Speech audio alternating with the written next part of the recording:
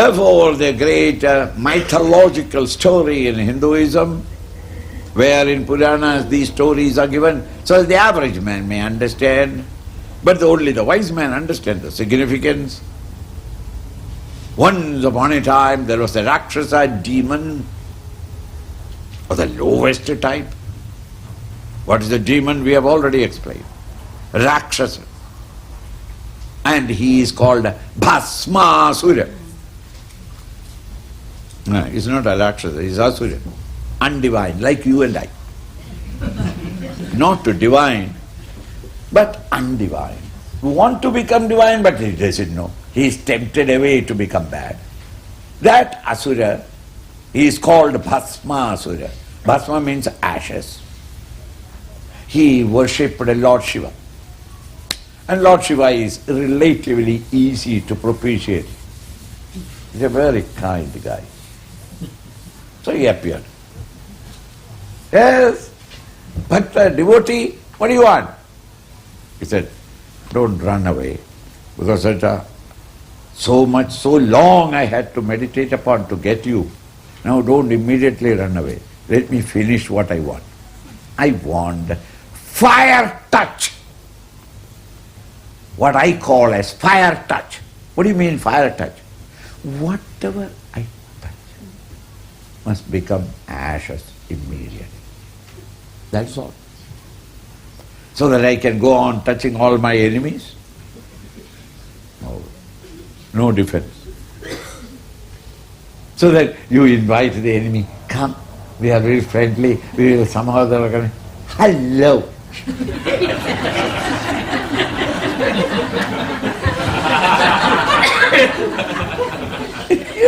Very, very nice, my dear. Lord Shiva said, okay, tadhastu.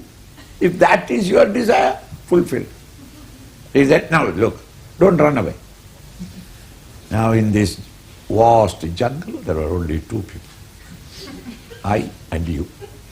Two people. Now I do tapas for years and you come one afternoon. For 5 minutes. And I say I want this and you say tatastu and go away. How do I know that you have not cheated me? He said that therefore an experiment is necessary. So you come here, let me touch. Because there is only two persons. If there is a third person, I would have touched him. I am sorry, the situation is very bad. You should have brought your wife also, so that I could have touched her. Shiva knew that I have given him the power. And if it touches me, I will be in the ashes. So Shiva started running. Discretion, better part of valor. He started running. And this man behind him. Don't run, let me see, let me see. That time Vishnu was going along and he said, Ayyo, this fellow is at all times in trouble.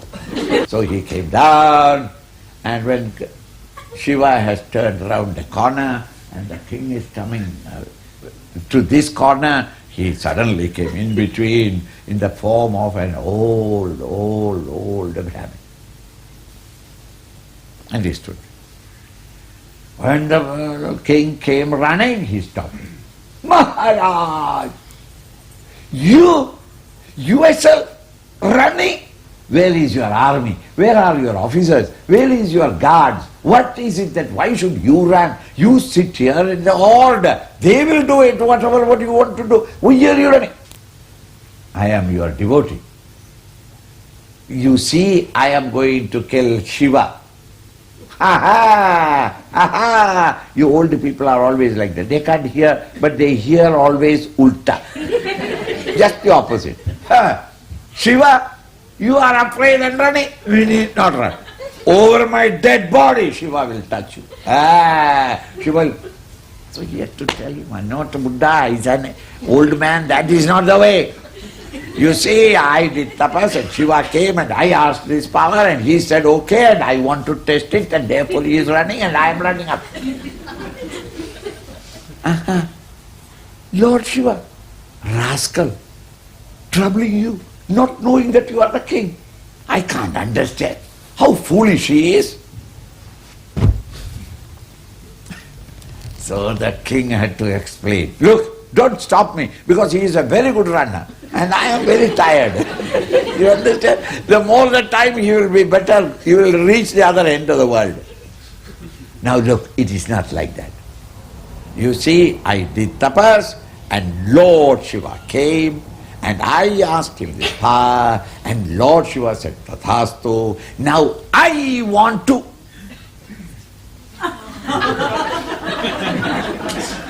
He had to touch himself. I want to.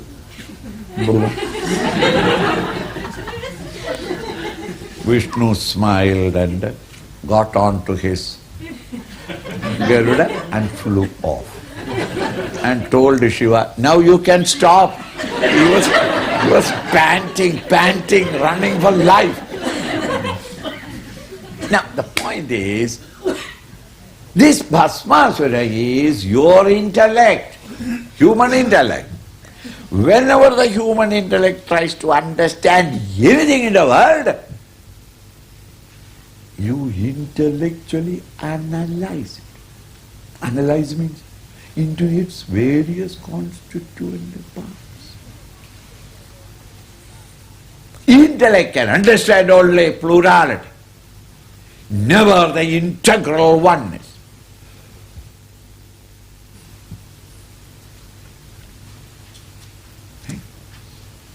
I'm giving you time to think and object to what Swami says, stupid idea. He is saying that intellect can't see oneness. No. Intellect, when you perceive through the sense organs, with the intellect, the understanding is always through analysis. And that is the function of the intellect. Then it is your wisdom that integrates it together as one. It's not the intellect's job. This intellect is described in this metaphorical story or mythological story as Bhasmasura, who by his touch disintegrates everything into ashes, into its various analytical parts or composition. Its component parts, right?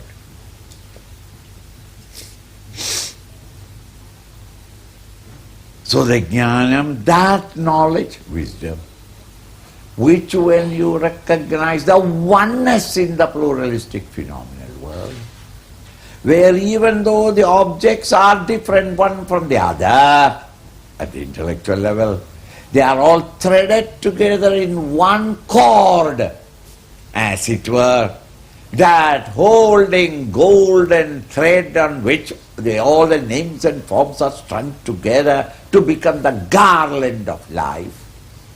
That knowledge, which recognizes this, is called a satvikam smritam, is called a sattvic knowledge. Now, rajasic knowledge is what you and I have intellectually, prathak bhava, everything alag, separate. To yajnanam, nana bhavan prathak vidhan, endless varieties, each one separate from the other, veti sarveshu bhuteshu, in all living beings by analysis. We can only understand the distinctions from each other, not the cohesive.